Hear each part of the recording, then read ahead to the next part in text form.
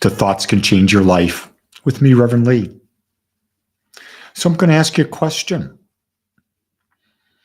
If you're meeting someone for the first time and they ask you this question, how do you define love? Or better yet, picture yourself and you're starting to date someone and you've been dating them for a while and it comes time and you want to say, I love you, and you say it, or they say it. Do you ask them, what does love mean to you? What if they asked you, what does love mean to you? I do this with my little granddaughter, Claire. She's 5. And she says, Baba, I love you. And I said, what does that mean? And she puts her arms around me and she's just hugging me and that. Is that love? I don't know what her definition is because at 5, she can't define it. But here's what I understand. She loves her dog. She loves brownies. She loves coloring. She loves purple. She loves this. And that really opens the door to another thing, another concept. Have we confused love and like? And let's even go further. Have we confused love, like, and lust? Isn't that interesting? Because I look at it like this, is that love is one ingredient. And for me, love is very simply, it is the awareness and acceptance of my unique wholeness. And for someone else, it means that I am aware and I accept their unique wholeness. And then in life, I accept and I'm aware of life's wholeness. It doesn't mean I like them, though. Do you get that? I can love something and not like it. That's really a fascinating thing to explore. Can you like someone and not love them? Yes, because you may like just an aspect of them and you're not accepting the wholeness of them. You're not accepting their uniqueness. You like them because they're doing what you want them to do.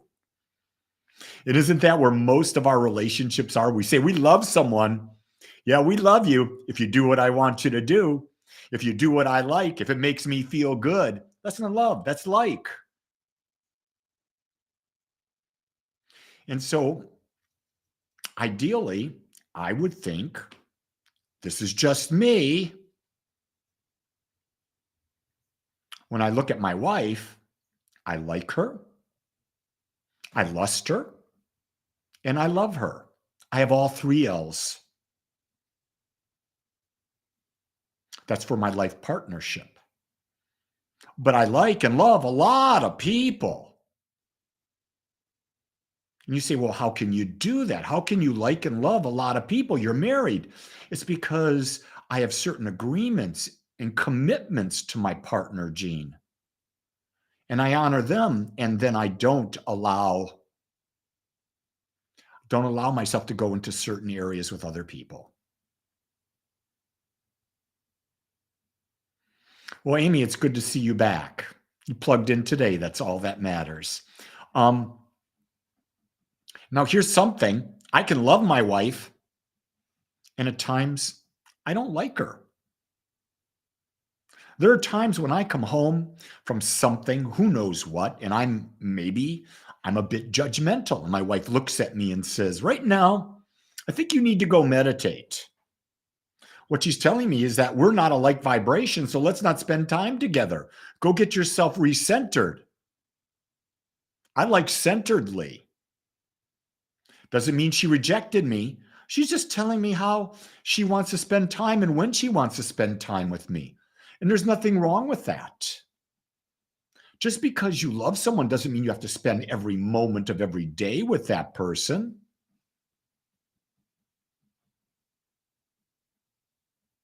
Yeah, if you can't tell the truth,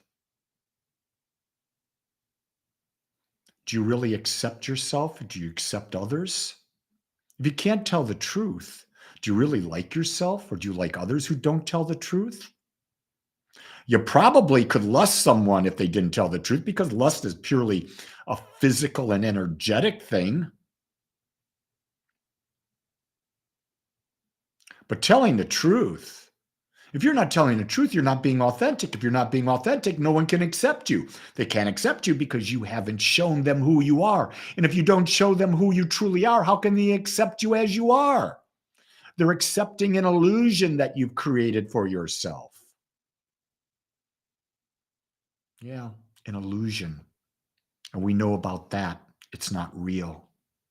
But then again, is anything real? Or is everything just a perception? Just a perception, isn't it, my friends?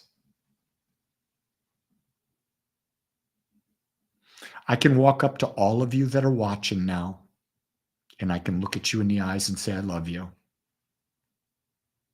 Without a doubt.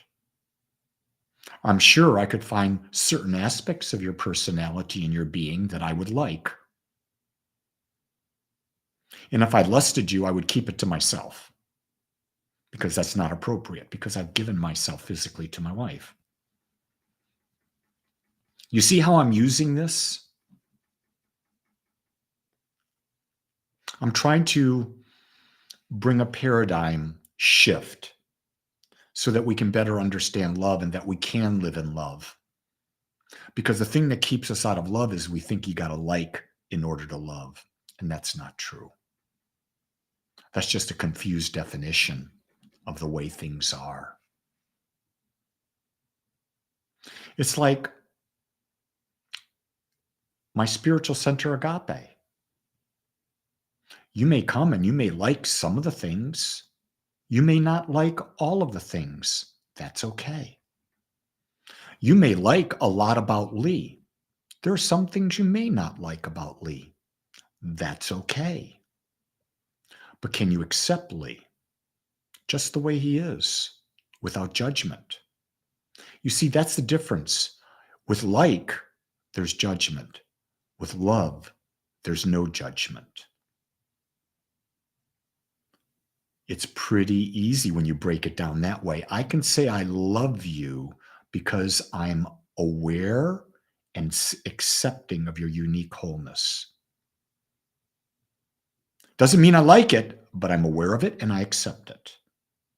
If I don't like it, we call that, at times when we don't like our partner, we call that it's conditional love. Guess what? No such thing as conditional love. It's a bullshit term. Absolute BS. And we use that to rationalize our behavior. Yeah, we do. You know we do. We look at our little child and we say, I love you when you're being good, but mommy don't love you or daddy don't love you when you're being a bad little boy, bad little girl. That's not teaching our children love, but isn't that how we were all brought up? I was. I used to think that because my mother yelled at me, she was loving me. That wasn't love. She was trying to control me and domesticate me. I used to think she loved me. That's why she hit me with the wooden spoon. I can't tell you how many times she broke a spoon on me. Yet today that would be called child abuse. When I was growing up, it was just part of life. Just part of life.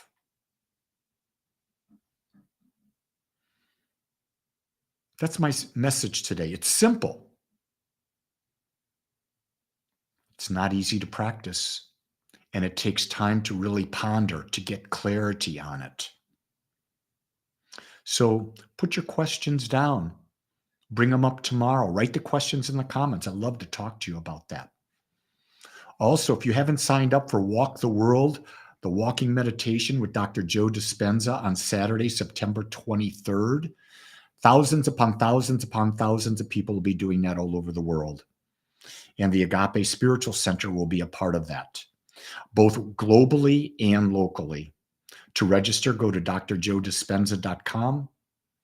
You have to register there because if you don't register there, you won't get the audio that you'll be meditating to.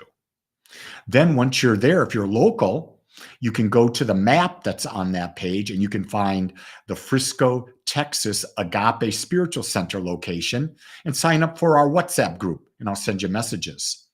If you're not local, find a group near you. There's groups all over the world. And if there's no group by you, that's fine. Do it by yourself. But you'll be doing with thousands upon thousands of people. What if we started doing this all the time? Meditating as a group.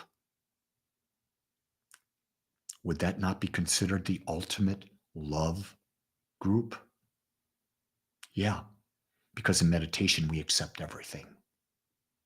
With that, my beautiful friends, know that you are worthy, whole, perfect, and complete, just like you are. And I love you that way. Until tomorrow, aloha.